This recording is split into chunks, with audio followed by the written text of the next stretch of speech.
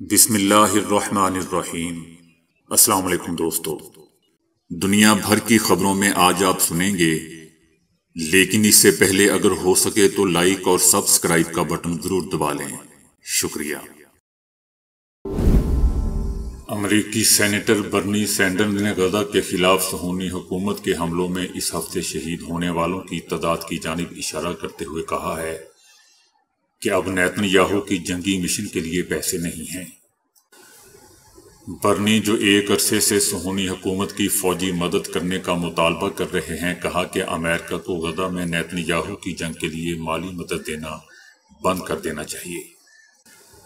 برنی کا کہنا تھا کہ اس ہفتے غزہ کے ایک علاقے میں 19 افراد کو شہید کر دیا گیا اور متعدد زخمی ہو گئے۔ غرب اردن میں ایک امریکی کے سر پر گولی ماری گئی۔ اب پھر ایک اسکول پر بمباری کی گئی ہے، جس میں اقوام متحدہ کے 6 امدادی کارکن سمیت کم سے کم 14 افراد مارے گئے۔ یاد رہے دوستو کہ برنی، جو ایک عرصے سے امریکی صدر جو بائیڈن کی حکومت پر غزہ کی جنگ کی حمایت کی بنا پر تنقید کرتے رہے ہیں، کہا کہ بہت ہو چکا، اب نیتن یاہو کی جنگی مشین کے لیے کوئی پیسہ نہیں ہے۔ یمنی مزاحمتی فورسز اور مسلح افواج نے مظلوم فلسطینی عوام کی حمایت میں بحر احمر میں جاری اپنے میزائل اور ڈرون کے حملوں کے دوران گزشتہ نومبر سے لے کر اب تک 80 سے زائد اسرائیلی بحری جہازوں کو نشانہ بنا چکا ہے، جس میں سے کئی کو غرق کر چکا ہے، جبکہ ایک تاحال یمن کے قبضے میں موجود ہے۔ مغربی میڈیا کا کہنا ہے کہ انصار اللہ یمن کی جانب سے گزشتہ ماہ نشانہ بنائے جانے والے سونین نامی صہیونی بحری جہاز کی امدادی کارروائی آئندہ چند دنوں میں شروع ہو جائے گی۔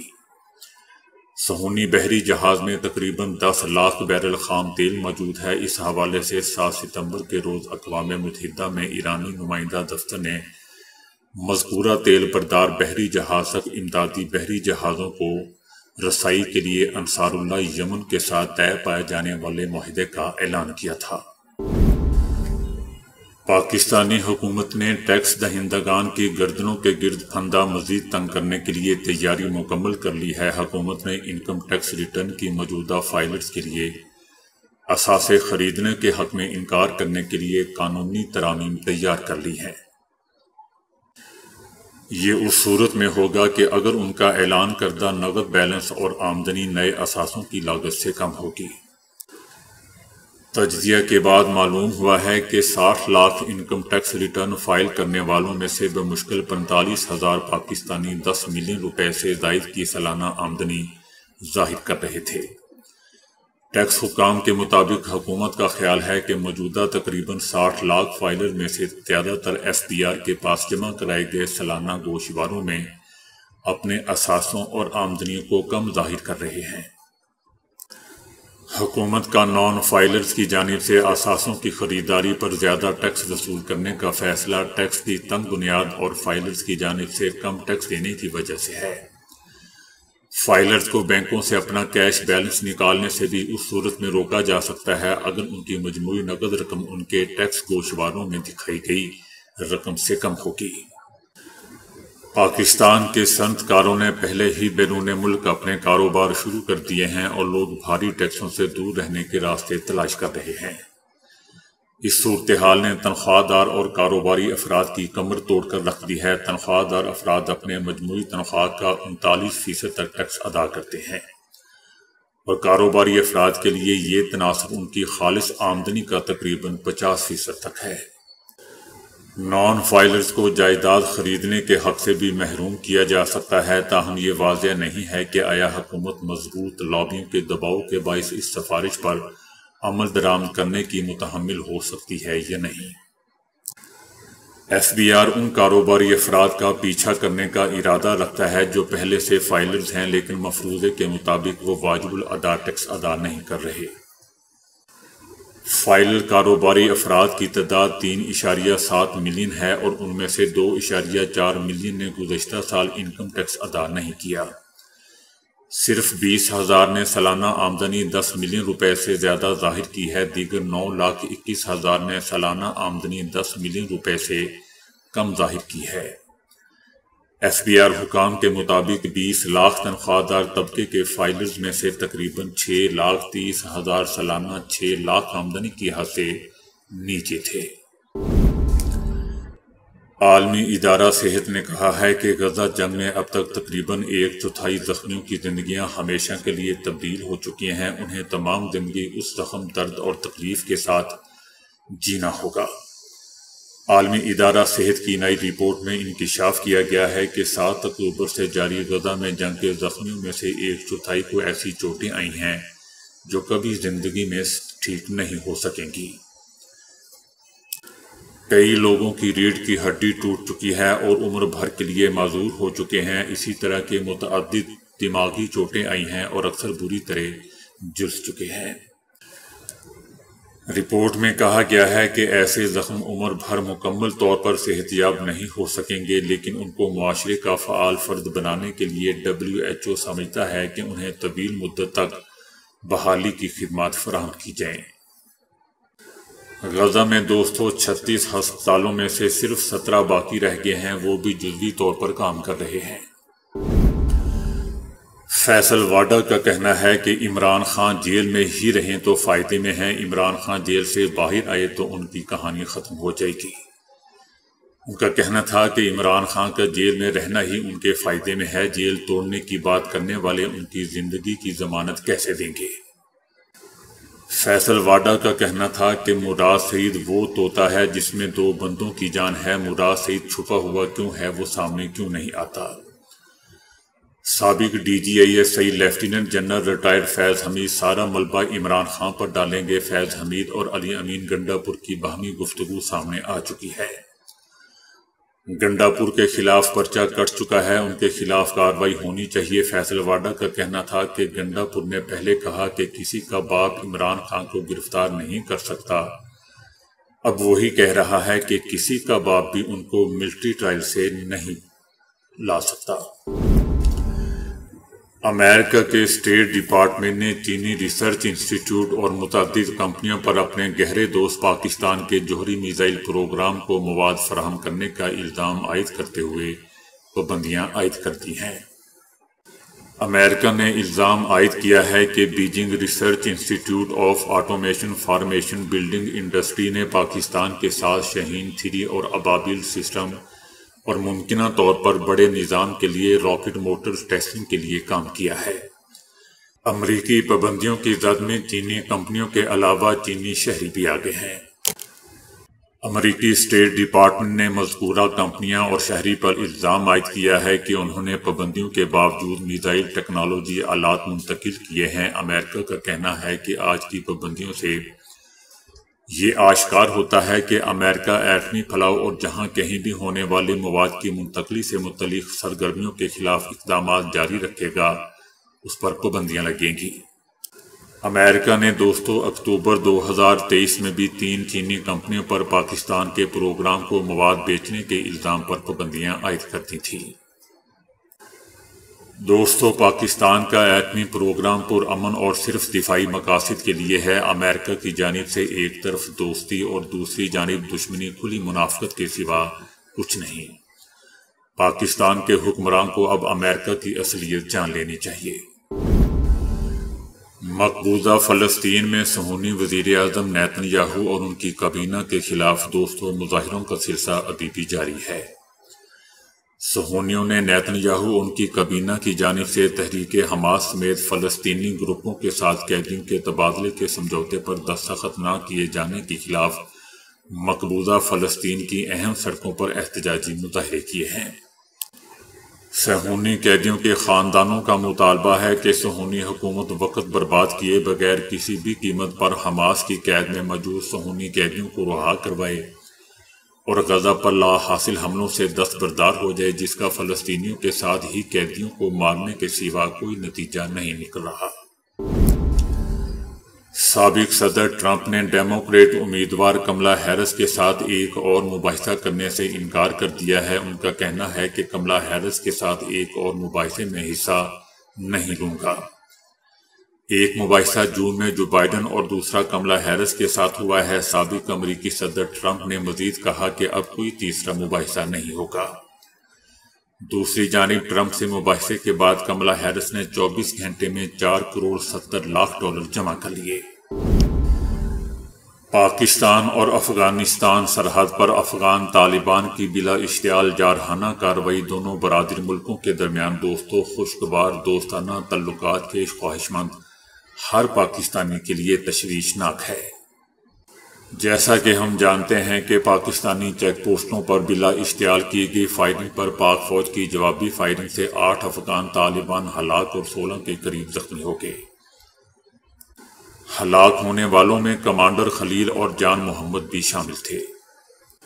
افغان طالبان کی جانب سے بھاری ہتھیاروں سے بلا اشتعال فائرنگ کی گئی تھی، جس پر پاک فوج نے بھرپور جواب دیا تھا اور اس کے نتیجے میں بھاری نقصان اٹھانا پڑا۔ اچھے تعلقات دوستوں پاکستان اور افغانستان دونوں کے لیے یکساں ضرورت ہے۔ 3 سال پہلے امریکی افواج کی افغان سرزمین سے واپسی اور تحریک طالبان افغانستان کی حکومت کے قیام کے بعد توقع تھی کہ عقیدے، تاریخ، تہذب اور جغرافیہ کے رشتوں میں جڑے دونوں برادر ملکوں میں مثالی روابط قائم ہوں گے، لیکن افسوس کہ ایسا نہیں ہو سکا۔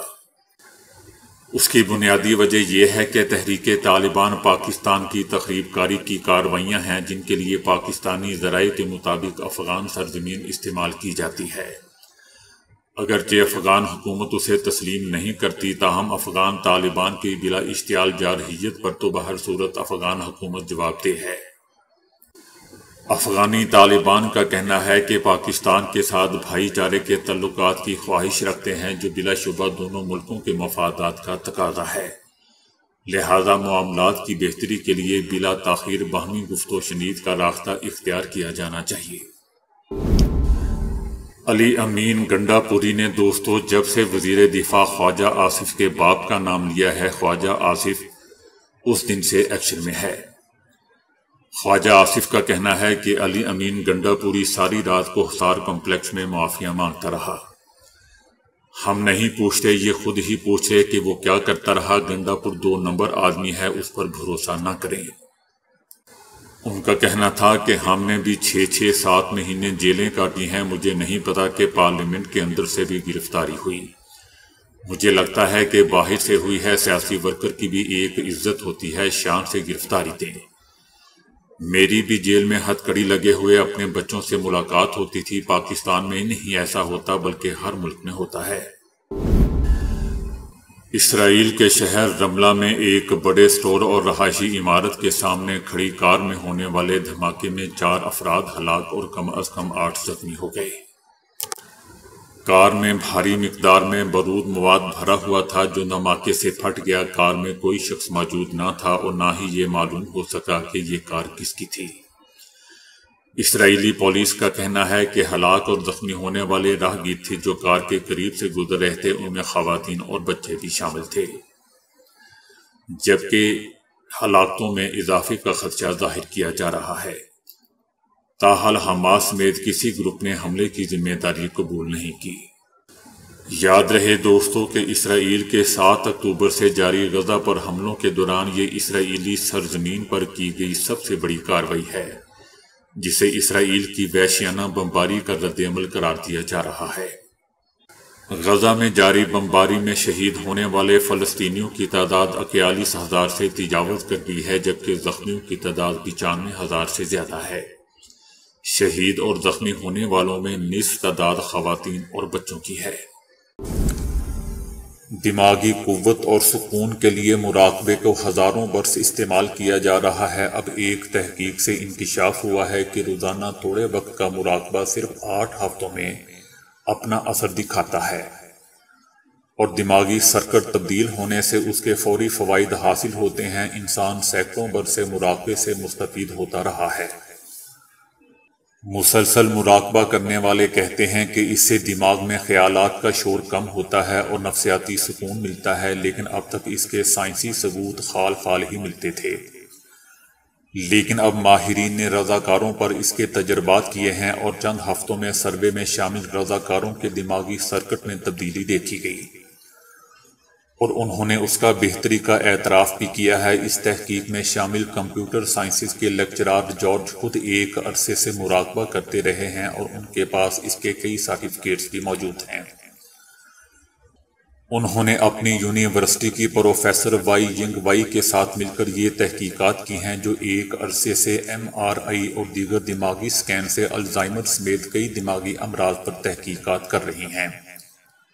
ان دونوں نے مل کر نوجوان طلباء اور طالبات پر مراقبے کے اثرات پر سنجیدہ تحقیق کا پروگرام شروع کیا تھا۔ پروفیسر جارج نے پہلے تمام شرکاء کو مراقبہ سکھایا اور ان سے کہا کہ وہ ہفتے میں 5 مرتبہ روزانہ 10 سے 15 منٹ روزانہ مراقبہ کریں۔ تمام شرکاء کے دماغی سکین یونیورسٹی کے جدید مرکز میں انجام دیے گئے۔